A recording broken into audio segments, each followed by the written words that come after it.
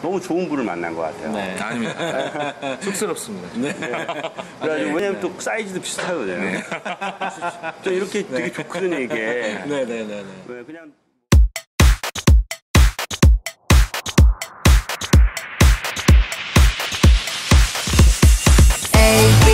저기 몇 번 뵀어요, 그죠? 네. 몇 번 뵙고 또 에버노트도 참 잘 쓰시고 저는 뭐 에버노트는 저는 그래도 잘 쓴다고 생각하는데 이렇게 아날로그로 메모하고 뭐 그런 자체는 사실 되게 잘 못하고 있어요. 아, 예. 늘 그렇게 잘 쓰시는 분들을 부럽고 어떻게 써야 되는지 묻고 싶어 항상. 네. 저만 그런 게 아니라 또 많은 분들이 궁금해하실 것 같아요. 네. 네, 그래서 저도 궁금합니다. 일단은 그 가장 첫 번째로 궁금한 게 네. 일단은 기록을 되게 열심히 잘 하시는데 네. 이 에버노트를 떠나서 이 기록을 하게 된 이유랑 또 그런 장점들이 있나요? 아, 예, 있죠. 네. 기록은 사실 이제 어려서부터도 많이 했었는데 네. 이제 사실 이제 먹고 사는 밥벌이를 가지고 이제 기록을 하게 되면서는 사실 이제 기록 자체에 대한 스트레스도 아마 많이 있으실 거예요. 그러니까는 메모나 기록이나 뭐 그렇죠. 회사의 문서 관리 이런 것 자체에 대한 그렇잖아요. 스트레스도 있고 네. 하기 싫고 막 미칠 것 같고 특히 남성분들은 근데 저는 이제 무조건 메모를 위해서 뭔가를 우리가 하자가 아니라 그런 식으로 하다 보면 메모 자체가 스트레스가 되잖아요. 그렇죠. 그러니까 메모 자체의 스트레스는 좀 버리고 우리가 좀 필요한 것만 좀 요소를 좀 뽑아서 한번 해보자. 네. 그랬을 때 우리가 이제 아날로그 툴도 있고 디지털 툴도 있는데 그거에 대한 링크를 어떻게 하면 잘 만들어 볼까. 서로 간의 어떤 네. 링크를. 그러니까는 그리고 이제 디지털 기기가 이제 과거에는 상당히 이제 매뉴얼대로 따라해야 돼서 어려웠는데 요즘 매뉴얼이 필요 없고 스마트폰 사용도 쉬운데 그러면은 저희가 그동안 더 쉽게 사용했었던 뭐 A4 종이 아니면은 그냥 간단한 메모 패드나 노트 같은 것도 더 쉽잖아요. 그렇죠. 그 쉬운 것들을 디지털로 변환할 수도 있고 그다음에 디지털로 변환했던 것들을 사실 회사에서는 다시 A4 문서로 출력한단 말이에요. 그렇죠. 그럼 이제 순서가 아날로그가 디지털이 되고 다시 디지털이 또 아날로그가 되는 것이죠. 네. 그래서 그래서 이거의 링크를 어떻게 하면 잘 만들어 볼까 그런 쪽에서 계속 고민을 펼치고 하고 있습니다. 어제 어디서 이제 제가 이제 들은 얘기가 뭐냐면 지금이 우리 그 아날로그 시대에서 살고 있다가 컴퓨터가 되면서 디지털로 바뀌었지만 사실 제대로 디지털을 활용하기는 좀 부족했던 거예요. 네. 근데 지금 많은 우리가 클라우드나 에버노트나 뭐 그런 여러 가지 어떤 그 우리가 디지털로 가는 그 과도기 그러니까 우리가 아날로그에 있던 걸 디지털로 만들어가는 그 작업들이 되게 복잡한데 네. 개인이 겪은 그 고통만큼 기업도 함께 겪고 있는 거 아닌가 네. 그런 얘기를 좀 하고 있더라고요. 그래서 이제 디지털로 변환해야 되는 게 두 가지가 있어요. 그러니까 이제 저희가 메모를 했으면은 그거를 그대로 가져가는 건 이제 초고 네. 최초의 기록이 되는 것이고 대개 이런 기록들은 컴퓨터 문서화가 되죠. 타이핑을 쳐가서. 근데 이 두 가지 중에 꼭 필요한 컴퓨터 문서로 활용이 될 수 있는 부분도 있는데 사실 본인의 그냥 아이디어 기록으로 갖고만 있어도 되는 것도 있단 말이에요. 그렇죠. 네. 그래서 그거를 좀 이분화해서 최초에 이렇게 기록을 하게 되면 이건 초고가 되는 것이고 이 중에 내 아이디어 중에서 이번에 좀 증폭시킬 수가 있겠구나. 네. 그것들을 에버노트에다가 수집 또 관리해서 그걸 가지고 이제 회사에서 일로 사용할 수가 있는 것이죠. 네.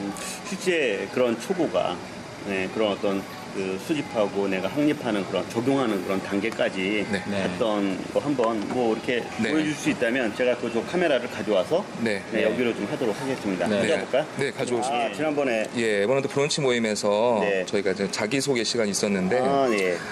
앉은 자리를 그대로 표시한 거예요. 근데 이거는 회사에서 회의록 작성하실 때도 사용할 수가 있어요. 네. 그러니까 되게 회의록 작성하게 되면은 내용만 넣고 네. 어떤 사람이 뭘 발언했는지가 중요한데 네. 그래서 여기 보시면은 이제 홍순선 소장님은 지난번에 이제 브런치 3회째였어요. 네. 그래서 이제 최근에 에버노트 해킹 사건에 대해서 언급도 해주셨고, 네. 그래서 각각 특징들을 이렇게 나열을 하면서 그때 얘기했던 것들 중에 큰 특징들을 적는군요. 네, 그래서 요걸 보게 되면은 그날이 생생하게 생각나는 거죠. 그러네요. 하나의 네. 기억 장치가 만들어지는 거예요. 오, 네. 저쪽에 진대현이 분이 있었네. 네, 에버네트에서 한국기술지원. 네. 네. 짧고. 그때 이하른 씨가 있었고. 네. 네, 그때도 네. 와이프랑 같이 왔네요. 네. 오. 그리고 원래 요즘 뭐 레시피 관심 있으시고 회사에 뭐 임신 정보를 에버노트에 아. 담아두고 계신다.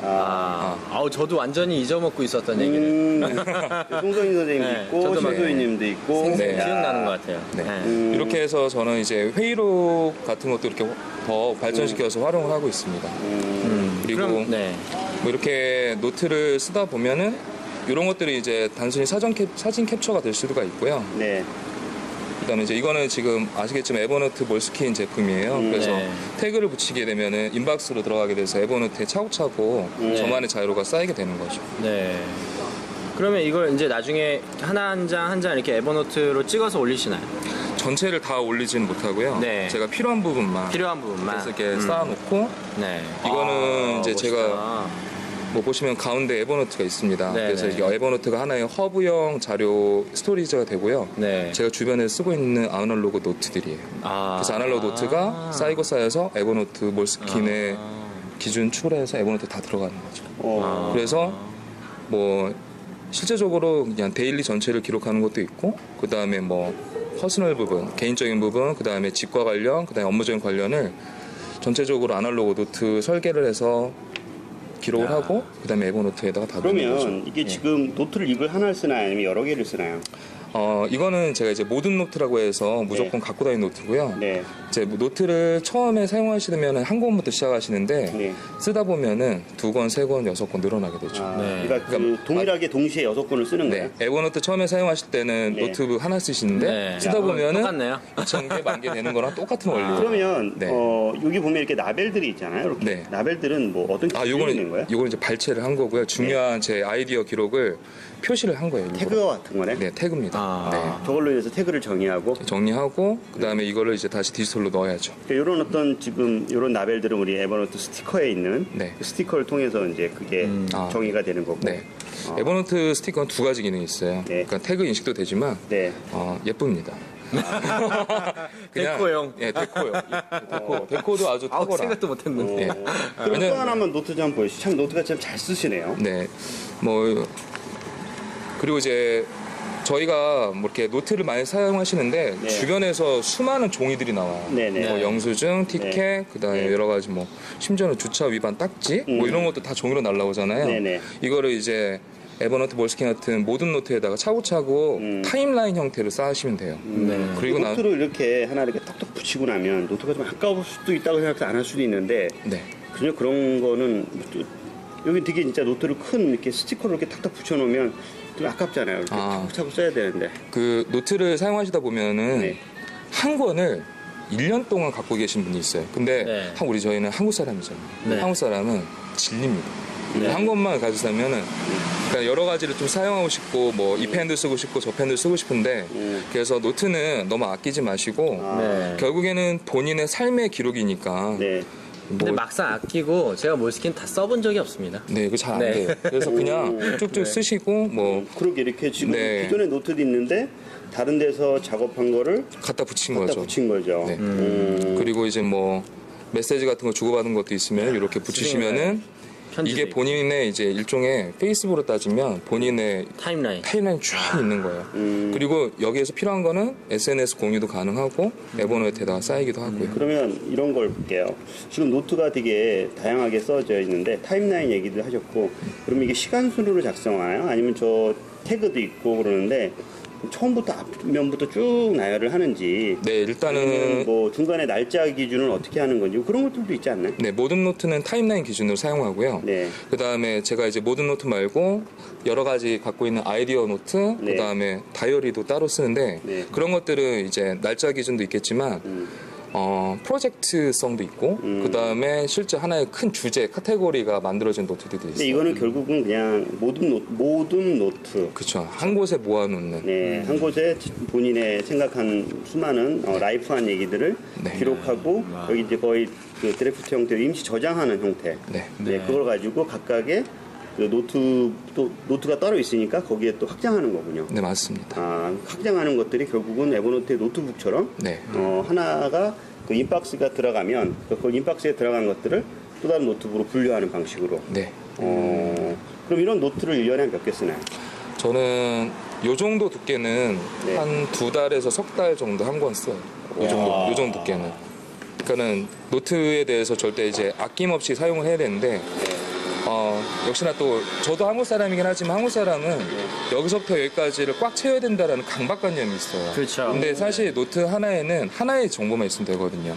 그러니까 저도 뭐 이렇게 쓰다 그런 보면 기준 방법이 있군요. 네, 그리고 노트는 쓰실 때 좌에서 우로 많이 쓰시지만 가운데를 축으로 해서 사용하셔도 좋아요. 가운데를 축으로. 여러 가지 이제 또 노하우가 생기겠네요. 계속 쓰다 보면. 기본적으로 이제 뭐 저희가 평상시에 이런 노트를 갖고 다니면 불편하니까 노트패드를 갖고 다니고 아이디어가 떠올랐으면은 그걸 붙이고 확장을 하는 거죠, 자연스럽게. 뭐 저 같은 경우는 뭐 이렇게 해서 명함 제작을 해야겠구나. 그리고 뭐 페이스북에서 유명하시는 염지홍 씨 같은 경우는 옷걸이 독서도 만드셨잖아요. 네. 저도 한번 만들고 싶은 거죠. 그래서 한번 만들어 보기도 하고.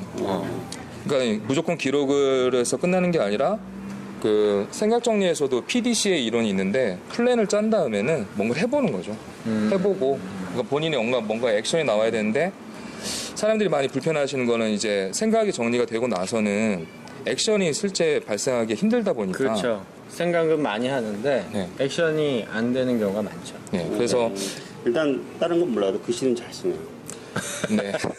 글씨 저보다 잘 쓰니까. 노트 정리 잘하시는 분들의 네. 항상 글씨체가 또 예술입니다. 네. 이렇게 해서 사용을 하고 있습니다. 그리고 그림도 적절하게 잘 네, 그림은 이제- 매칭시켜주고 네. 그림도 좀 잘 본인이 그린 거죠, 저걸. 그림 같은 경우에는 이제 무조건 잘 그리려고 하는 것보다는 그냥 선 나가는 대로 좀 그려보다가 뭐 나중에 이렇게 되다가 선 나가는 대로 그린 게 이 정도. 손이 잘못 나간 거 하나. 잘못 나오는 거예요. 모양입니다. 네. 이렇게 세워놓고 좀 더 궁금한 게 몇 개 있어요. 네. 그러게요.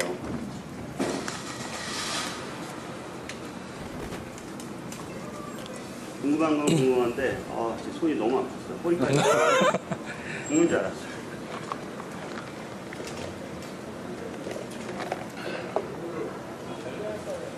네. 힘들었어, 손이. 지금까지 저희가 이거 좀 직접 노트를 보면서 얘기했는데 네.